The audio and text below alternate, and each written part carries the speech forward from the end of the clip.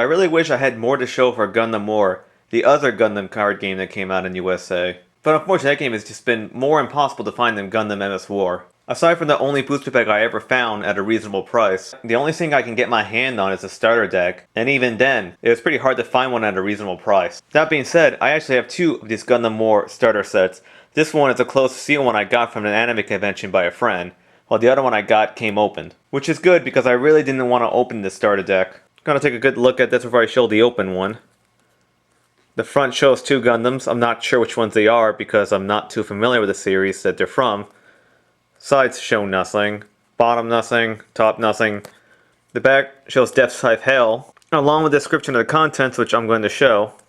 The one thing about Gundam War that separates it from Gundam MS War is that it did not feature just Gundam Wing. It features Gundams from all the other Gundam series, or at least most of them. The contents are the rulebook, which is nice because you need to learn how to play the game.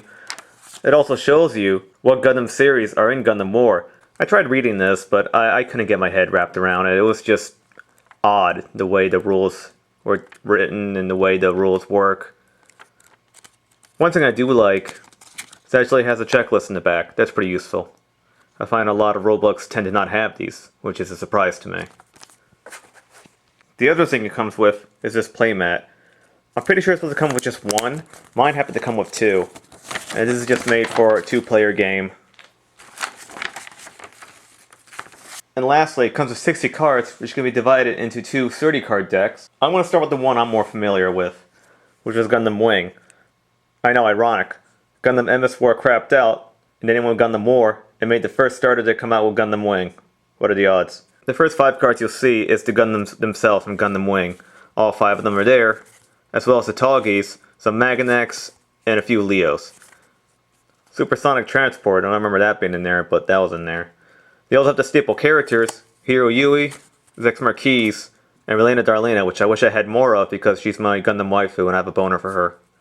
Also has some reused artwork for other cards from the Gundam MS War. Well, these aren't really reused, just this one. And generators, like mana. This game had some kind of mana system, which I'm going to complain about later. That's the first half. The second 30-card deck was Gundam Seed related. I'm not too familiar with Gundam Seed, but the holo of this deck was Aegis Gundam, followed by Strike Gundam, and I have no idea anything about Gundam Seed, so I have no idea who these assholes are. But I presume they are relevant to the series, or to the show, if they would show up in the starter deck. Oh, she's cute. Oh, she's cute too. Calling anime girls cute. It's pretty sad. Don't judge me. And of course, there are the mana cards here. Now there's just one thing that irritates the crap out of me from Gundam MS War that I wish they did not carry over. Before taking a look at the rulebook, I observed the cards first, just to check out their numbers and take a guess what they could possibly mean. Now the first thing I'm sure anyone can figure out by looking at these are the numbers in the top right corner, being some kind of cost system for what you have to pay to play these cards. Now the first glance of Wing Gundam, there's a W2, a white circle 4, and then a 2 at the end. Now what I thought that meant is a W2 means you need 2 W generators. The 4 means you might need 4 white generators. And the 2 at the top has to mean how much you have to pay for it, such as tapping 2 of the W white generators to pay for its cost. I think that makes sense. Turns out, the 2 means that's how many cards you have to discard from the top of your deck into your discard pile.